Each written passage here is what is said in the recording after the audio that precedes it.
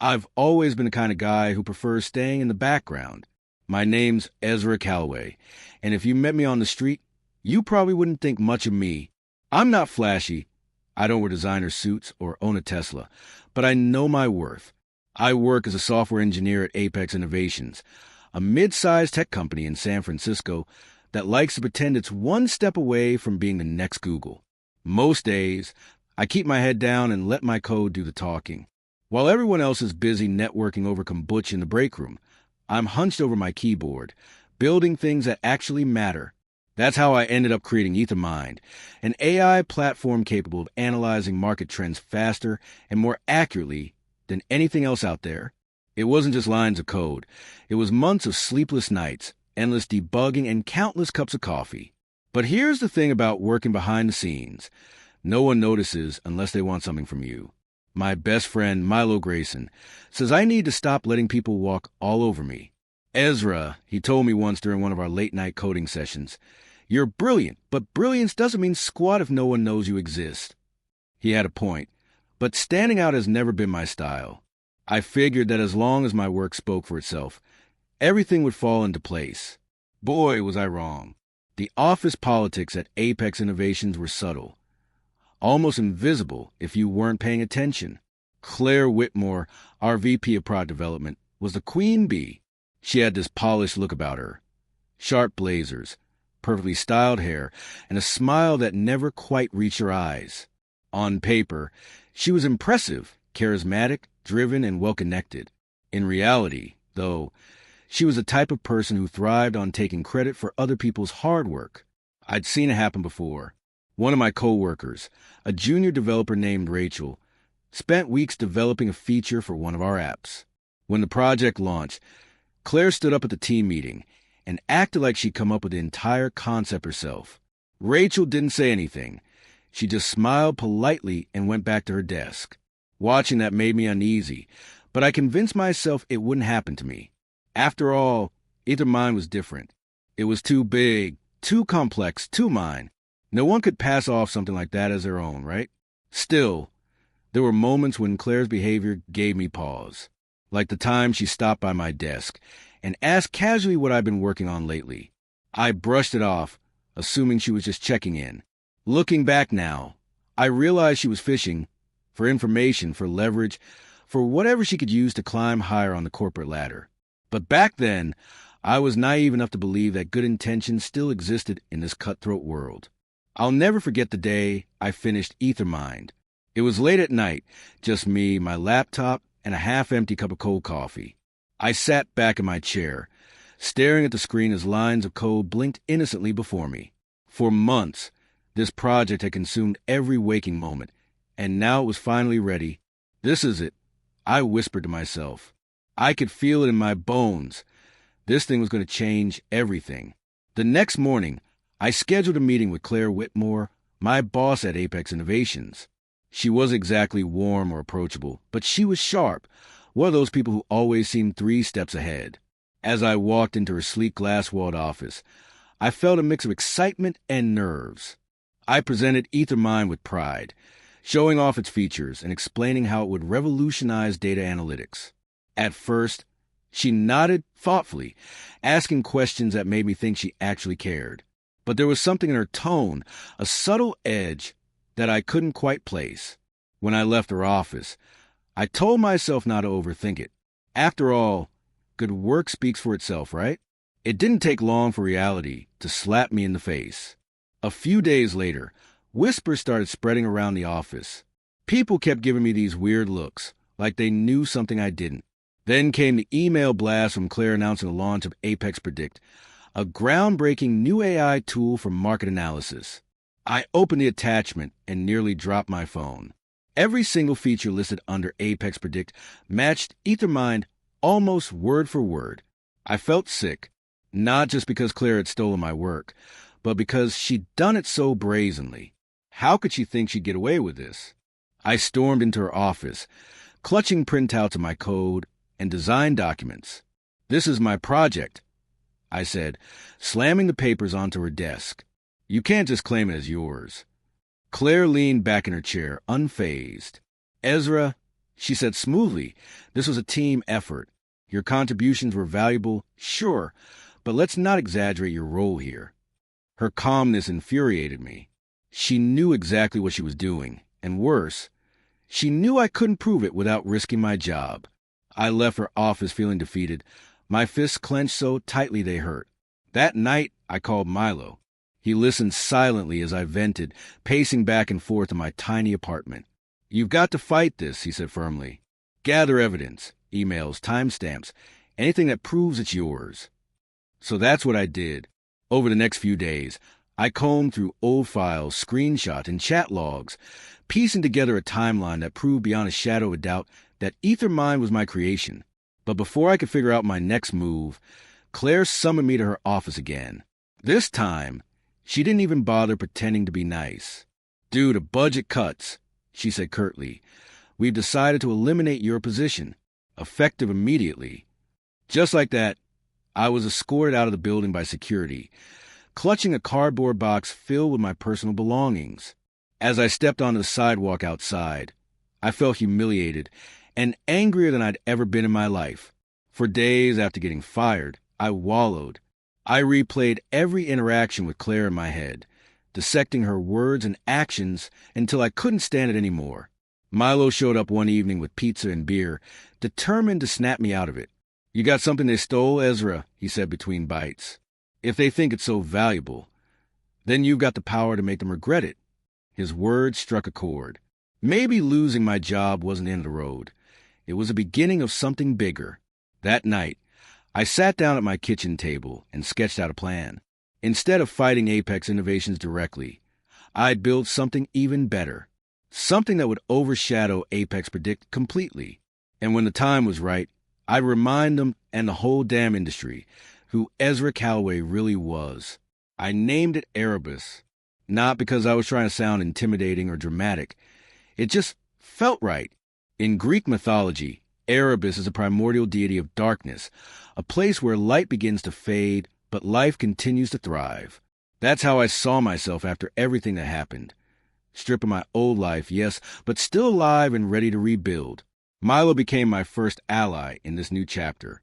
While I handled the coding, he helped me set up a makeshift workspace in my garage, a cluttered mess of wires, monitors, and empty energy drink cans. We didn't have much money, so we scavenged parts from old computers and borrowed tools from friends. It wasn't glamorous, but it worked. Every line of code I wrote for Arabus felt like a declaration. You can take my job, you can steal my ideas, but you'll never break me. The real challenge came when I realized I couldn't do this alone. I needed a team, people who share my vision, and understood what we were fighting for. So I started reaching out to others who've been burned by big tech companies. There was Sophia Nguyen, a data scientist who'd left her last job after being passed over for promotions despite her contributions. Then there was Diego Alvarez, a UX designer whose groundbreaking app concept had been shelved because it didn't align with his company's short-term goals. Together, we formed a ragtag group of misfits united by one goal: to create something better than anything Apex Innovations or anyone else could dream of. Building Arabus wasn't easy. Some nights, I'd lie awake wondering if I was delusional to think I could compete with a multi-million-dollar company like Apex. They had resources, connections, and investors lining up to throw money at them. What did I have? A bunch of unpaid freelancers working out of a garage? Money was tight, too. My savings dwindled faster than I expected, and I started taking on freelance gigs to keep us afloat. During the day, I'd write code for random projects. At night, I'd pour every ounce of energy into Arabus. Milo tried to reassure me whenever I doubted myself. "Look," he'd say, "you're not just building an AI platform. You're proving a point. People are going to see what happens when talent meets integrity." But even Milo's pep talks couldn't drown out the voice in my head telling me I was crazy.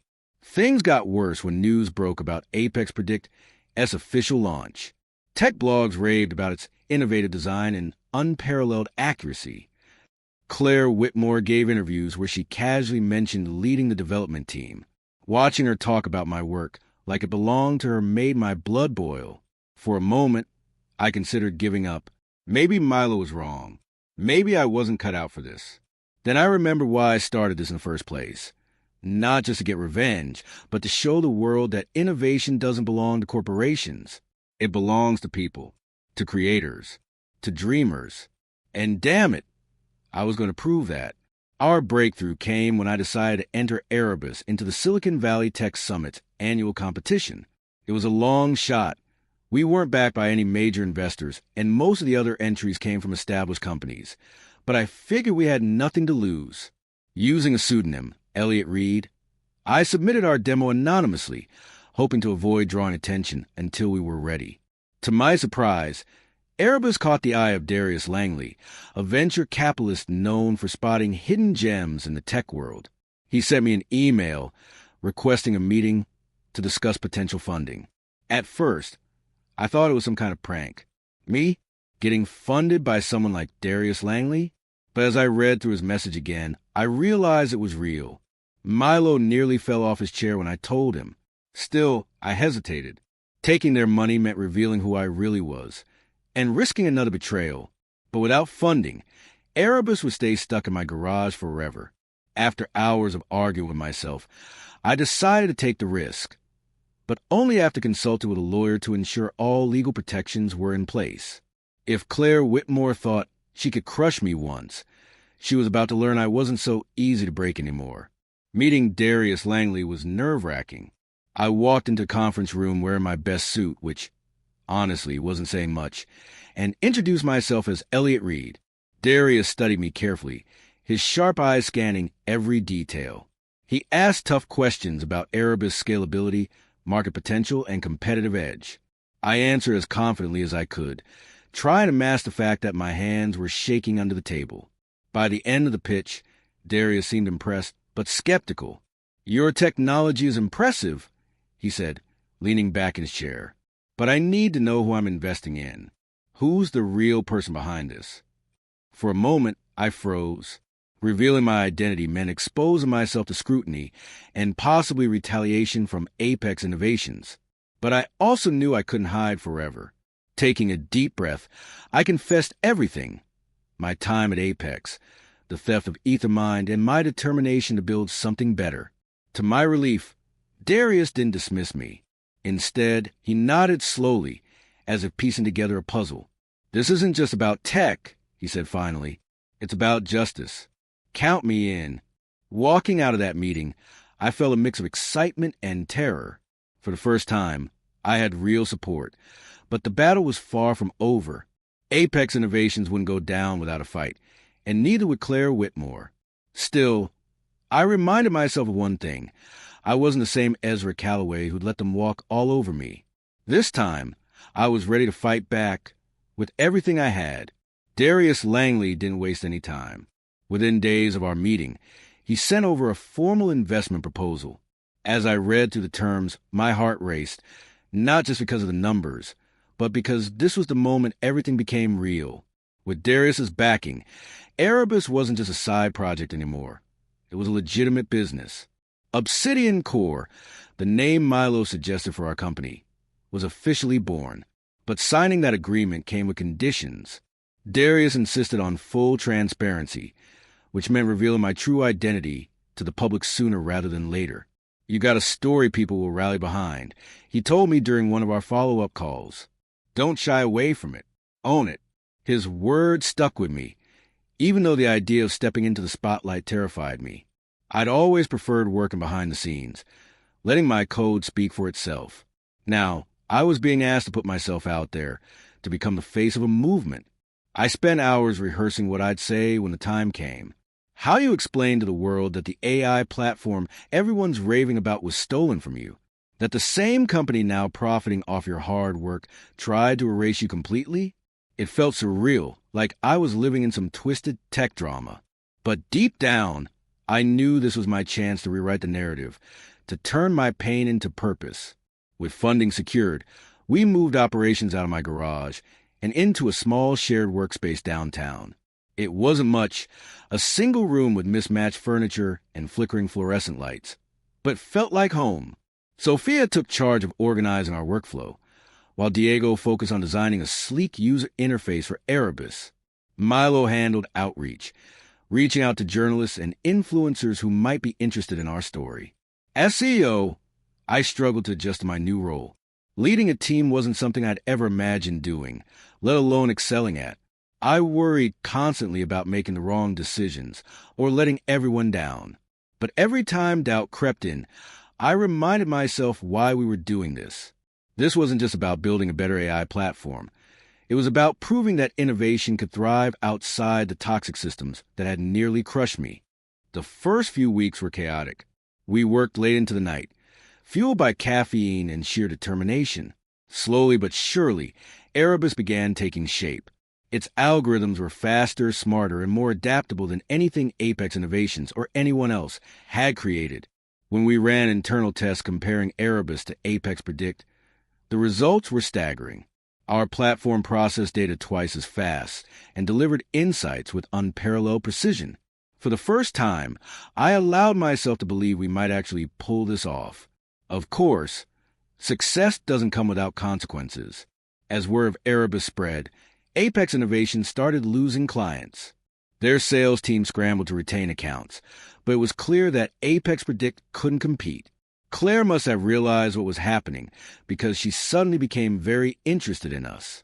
At first, it was subtle. Rumors circulating online questioning the stability of Arabus. Then came outright attacks. Anonymous blog posts accusing us of using unethical practices. Fake reviews trashing our product before it even launched. I recognized her handiwork immediately. Claire Whitmore was desperate, lashing out in an attempt to protect her empire. It pissed me off, but it also motivated me. If she thought she could scare us into submission, she had no idea who she was dealing with. Milo suggested hitting back publicly, exposing her lies and manipulations once and for all. But I hesitated. Going nuclear would mean dragging both of us through the mud and risking everything we'd built. Sophia had another idea. Let's take the fight directly to her, she said during one of our strategy meetings. Expose her at the Technova Summit. She'll be presenting Apex Predict's latest updates. Imagine the look on her face when you walk onto that stage with proof of what she did. The thought sent chills down my spine. Confronting Claire in front of thousands of people would be risky, but it might also be the only way to end this once and for all. Planning the takedown required precision. Over the next few weeks, Milo and I combed through every piece of evidence we'd gathered since leaving Apex Innovations. Emails, chat logs, timestamps. We compiled all onto a single USB drive. Meanwhile, Sophia reached out to key contacts in the tech industry, ensuring we had allies ready to amplify our message. Diego designed visuals to accompany our presentation, turning raw data into compelling graphics that left no room for misinterpretation. As the summit approached, my anxiety skyrocketed. What if something went wrong? What if Claire found a way to spin the narrative against us? I replayed every possible scenario in my head, trying to anticipate her moves. But no matter how many times I doubted myself, I kept coming back to one truth. This wasn't just about revenge. It was about accountability. For Claire, for Apex Innovations, and for an entire system that rewards greed over integrity. The night before the summit, I barely slept. Instead, I sat in my apartment staring at the USB drive, imagining the chaos it would unleash. Part of me wondered if I was crossing a line, that maybe confronting Claire so publicly would make me no better than her. But then I thought about all the other Ezras out there, quietly working their asses off while someone else took the credit. If sacrificing my peace of mind meant protecting them, then so be it. The Technova Summit was everything I expected. Flashy presentations, networking events, and endless chatter about disrupting industries. Claire took the stage halfway through the second day, dressed in a sharp navy blue suit and radiating confidence. Her presentation was polished, filled with buzzwords and promises of transformative innovation. Watching her talk about Apex Predict like it was her own creation made my stomach churn. Then, halfway through her speech, the unthinkable happened. A hush fell over the audience as security guards escorted me onto the stage. I held the USB drive high, glaring at Claire. "This belongs to you," I said, my voice steady despite the adrenaline coursing through me. The crowd erupted into murmurs as I played recordings of our conversations. displayed emails documenting my contributions, and showed screenshot of Ethermind's original codebase. Claire's face turned pale as realization dawned on her and the audience. "What is this nonsense?" she stammered, trying to regain control. But the damage was done. Reporters in the front row furiously typed notes, while cameras flashed around us. By the time I finished speaking, the entire tech community was buzzing. Claire Whitmore's carefully crafted image had crumbled in front of thousands of people. In the days following the summit, the fallout was swift and merciless. Claire resigned under pressure, and Apex Innovations faced lawsuits from disgruntled investors and former employees alike. Their stock plummeted, and within weeks, they were scrambling to stay afloat. Meanwhile, Obsidian Core skyrocketed to fame. Journalists hailed us as pioneers of ethical tech development, and venture capitalists lined up to invest in our future projects. For the first time in months, I allowed myself to breathe. Walking through the streets of San Francisco, I noticed posters advertising Arabus plastered across bus stops and billboards. Strangers stopped me on the street to congratulate me, calling me a hero. It felt surreal, like I'd stepped into someone else's life. But beneath the surface, I couldn't shake the weight of what I'd done. Exposing Claire had been necessary, but it hadn't brought me the closure I'd hoped for. Revenge, I realized, was hollow. True victory wouldn't come from dismantling Apex. It would come from building something better, something lasting. The weeks after the Technova Summit were a whirlwind. I went from being an unknown coder to a household name almost overnight. Interviews poured in, podcasts, tech blogs. Even national news outlets wanted to hear my story. At first, it felt surreal. Seeing my face on magazine covers or hearing strangers talk about how inspiring I was made me question whether this was really happening. But behind the scenes, the reality wasn't as glamorous. Every morning, I woke up exhausted, not just physically, but emotionally. Exposing Claire had been cathartic, yes, but it also left me raw. I replayed that moment on stage over and over in my head, wondering if I'd gone too far. Sure, she deserved what happened, but did I? Was I any better than her for dragging her reputation through the mud? Milo noticed my mood one evening when we were grabbing dinner at our favorite taco truck. "You're thinking too much," he said, shoving a forkful of rice into his mouth. "You did what you had to do. Now focus on what comes next." He was right. Of course. Revenge might have fueled me in the beginning, but it wasn't enough to sustain me now. Obsidian Core was growing faster than I ever imagined, and with growth came responsibility. We weren't just building software anymore. We were shaping the future of technology. And that scared me more than anything. As CEO, I realized I had a choice. I could let the chaos consume me, or I could use it to redefine what success meant. For so long, I'd equated achievement with recognition, thinking that if people knew my name, I'd finally feel validated.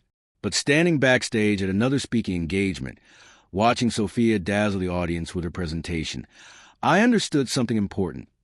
Success wasn't about me. It was about the impact we made together. Sophia suggested launching an initiative called Code Forward, a mentorship program aimed at helping underrepresented developers break into tech.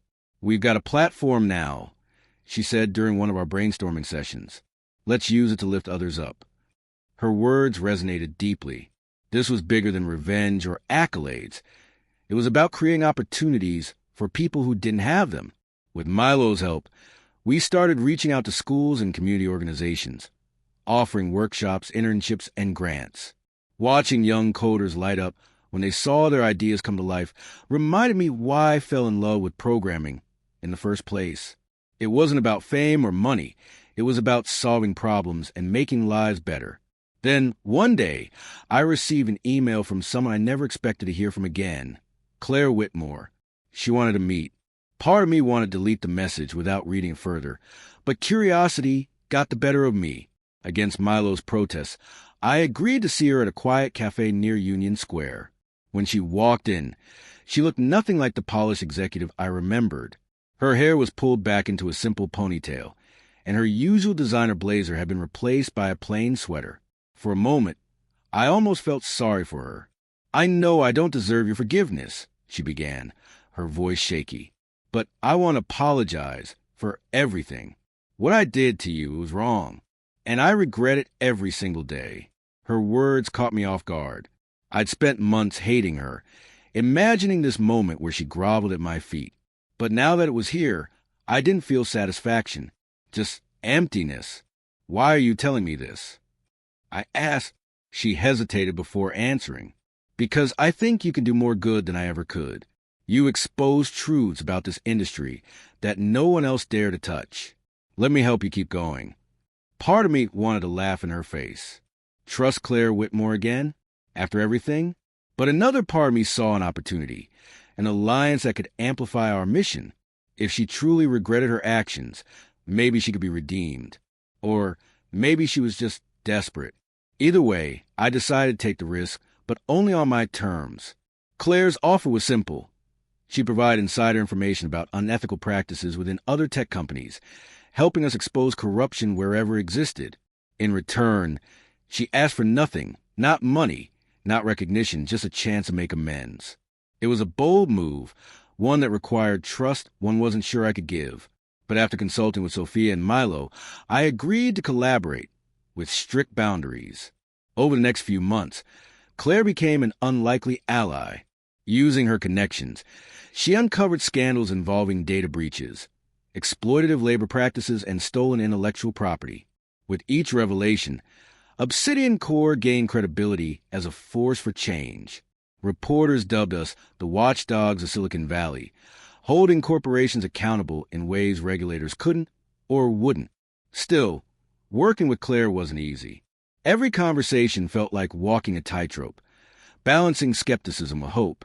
I often wondered if she was manipulating me again, using guilt to worm her way back into power. But whenever doubt crept in, I reminded myself of one thing. This wasn't about her. It was about the movement we'd started, and the lives we were changing along the way. By the end of the year, Obsidian Core had transformed into something far greater than I ever dreamed. Our team grew, attracting talent from around the world who shared our vision of ethical innovation. Arabus became the gold standard for AI platforms, adopted by industries ranging from healthcare to finance.